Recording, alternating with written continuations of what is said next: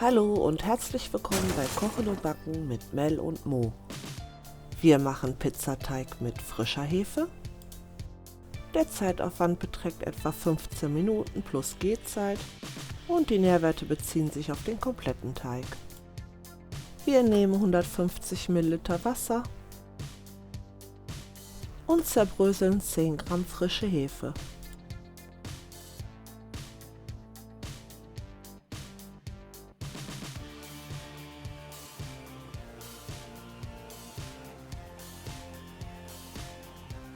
(20 Minuten) warten, bis die Hefe sich auflöst. Dann einen halben Teelöffel Zucker hinzufügen,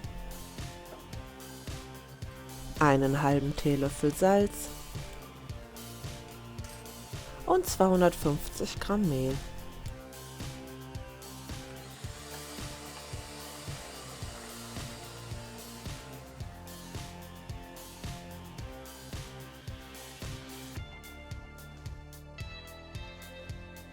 Den Teig luftdicht verschließen und über Nacht gehen lassen im Kühlschrank. Vor Gebrauch nochmal durchkneten und eventuell Wasser oder Mehl hinzufügen.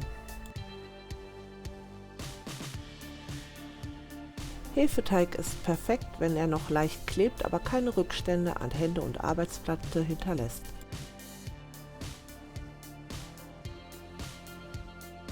Teilt unser Rezept mit euren Freunden und Familie und schaut euch noch andere tolle Rezepte von uns an. Danke!